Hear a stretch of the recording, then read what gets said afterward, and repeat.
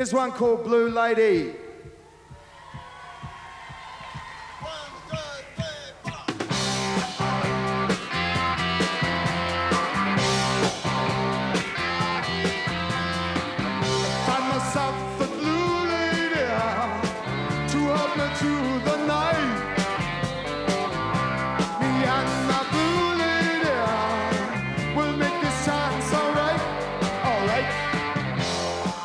When the infamous Auckland band Hello Sailor drifted together in the mid-1970s, New Zealand rock was well and truly in the doldrums. It took them a while to establish themselves, but when they did, they made a big splash, going on to almost single-handedly reinvent Kiwi rock, albeit through a process of trial and error.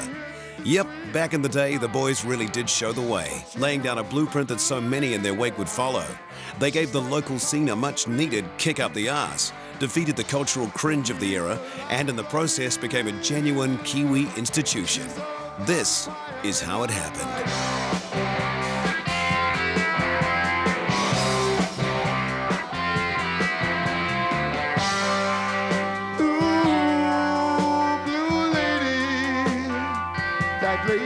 My lady, ooh, blue lady, you know I need you.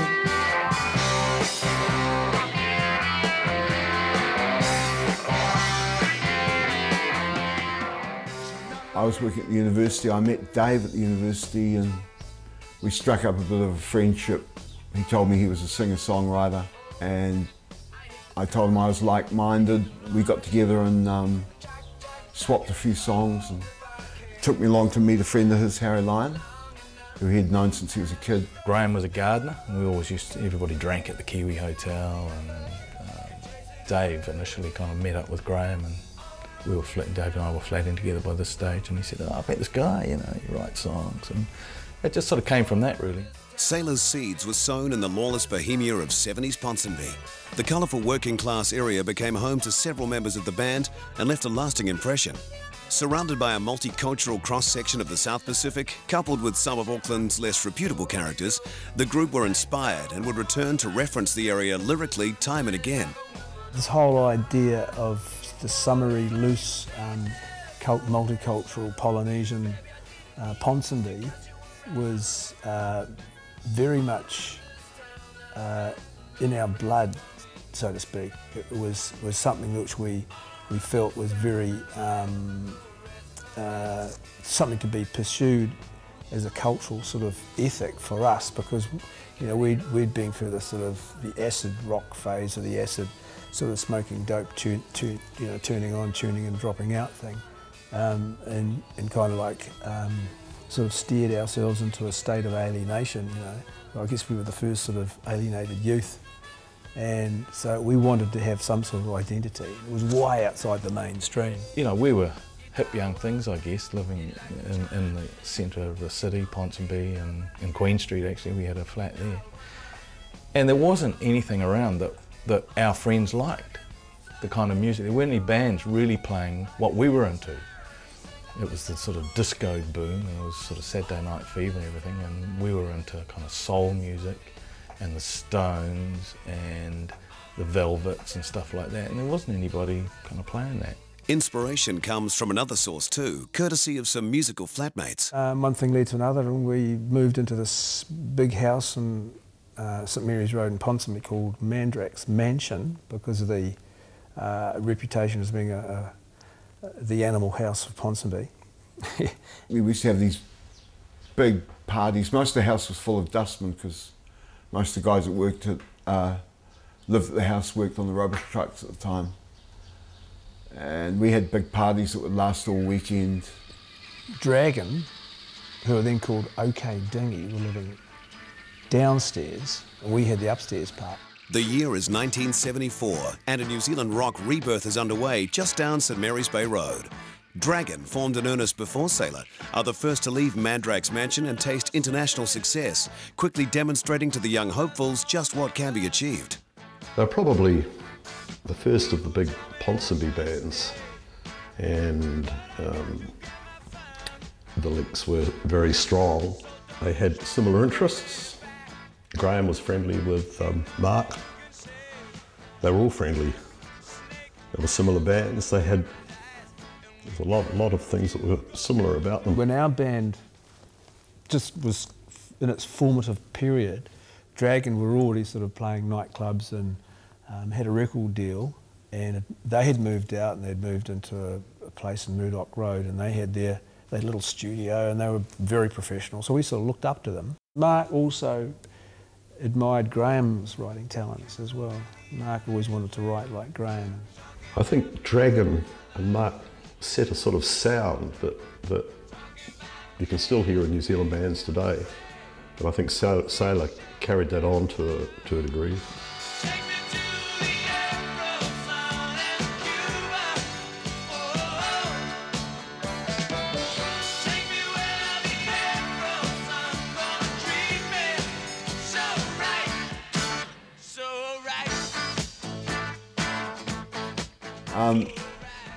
Anyway, Dave and I became pretty firm friends, and we decided we'd start a band. Had two bands. We had the electric band, we had an acoustic sort of band then with a few girls singing and a slide guitar player and a mandolin player, and you know, just a different sort of a lineup. You know, reggae was just starting then, and we sort of latched onto that. You know, where the kick drum was on the 3, not on the 1, not on the 2. It was quite an interesting concept for us, and that's how that kind of South Pacific sound came about. Sort of a loose country, like slightly unstructured. Well, the first successes really were the Reputation. I think we played at parties, and then we got a little bit sort of entrepreneurial. We started doing our own dances. We called decker dances 10 times the fun. Then we had double decker dances, 20 times the fun. We held those at the Classic Cinema. And one thing led to another, and we found ourselves playing in pubs. We played at the Kiwi Hotel, 50 cents on the door. And God, the people used to bleat about paying 50 cents. Then we got a residency around the corner at the Globe Hotel. Yeah, I first saw Hello Sailor in 1977 at the Globe, I think. I might have seen them at a buck ahead too. That was the shows at His Majesty's Theatre. But I'd been a big time Split Ends fan, and then Hello Sailor that you got to see in the pubs, I started to really like Hello Sailor then.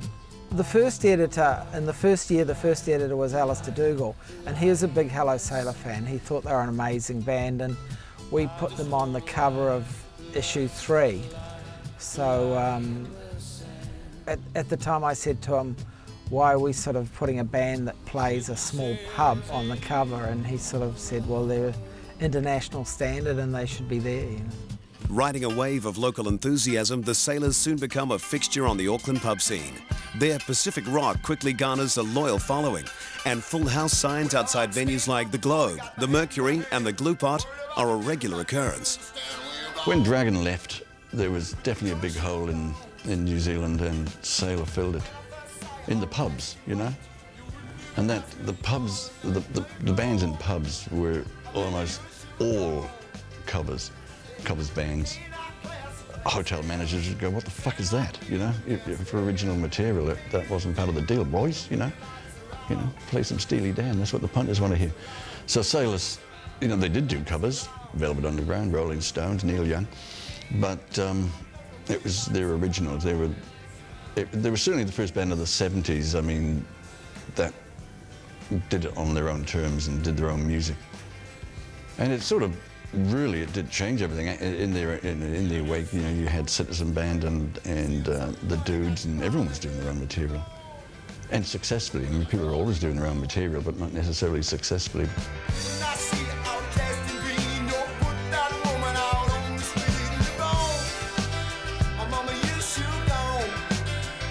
I don't think there's been a band in New Zealand that has drawn the attention that they were getting at the time. Absolutely none. I'd never seen it before. I've never seen queues going around the block routinely on Friday and Saturday night for a rock and roll band playing. It was such a live event, and I remember being at the Auckland University Gymnasium when it was just totally packed. The crowd was just enormous, and that's a big place. Must be 2,000 people. With Sailor Mania moving into full swing, the band bring on former Radio Hauraki founder David Gapes, golden handshake firmly in hand, as manager. A very rock and roll moment in the most unlikely of places confirms the fact that Gapes has made a wise choice. Sailor toured virtually non-stop for the first two years that I was with them before we went to America. And always as part of those tours, they did school lunch concerts. So we played every school in the Auckland metropolitan area. We went on to play just about every school in New Zealand actually when we toured. We'd do lunchtime concerts and then do a pub at night. But the Epsom Girls Grammar School, there was a near-on riot. Girls wanted autographs and stuff, and the headmistress came out and said, girls, if you line up and like young ladies, you'll get your turn to get your autograph. And they just rushed at the stage. And it was, I hesitate to use the word scary, but there is something scary about a lot of teenage girls rushing the band and grabbing at their clothes. And I got caught up in the middle of it. I had even had people grabbing mine, you know. Our drummer, Rick, who had a black belt in karate, was just flattened. And I had to drag him because I thought he was going to get, you know, you hear about people getting trampled to death and crowd hysteria. Well, he actually was on the verge of getting trampled to death. I had to grab him and pick him up so he was upright. If I recall correctly, I think some of the teachers were a bit annoyed and thought that Graham had sort of geared them up a bit. We were told that we were never to play at Epsom Girls Grammar again. I don't think we really wanted to. We were frightened.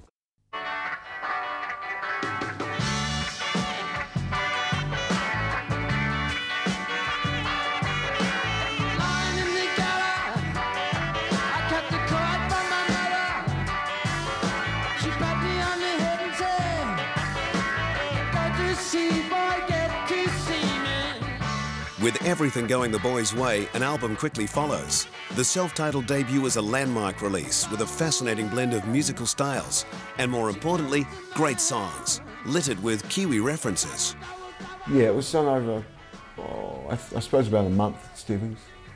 We were doing it in downtime when they weren't doing commercials. I seem to remember that it was very, very well organised, and we had a great time doing it. It was a lot of fun. There was a lot of energy at that time for us, you know, as a band. We were fortunate enough to have Ian Morris, who had been working at Stebbings for quite some time, and the producer Rob Aiken had just come back from working in England with a band called the Clevedoniers, who nobody's really ever heard of, but they went straight from New Zealand as the Clevedoniers to London, and he had been working for a studio over there as in-house producer. So he knew all these tricks. He was head and shoulders above anybody that was producing here in New Zealand.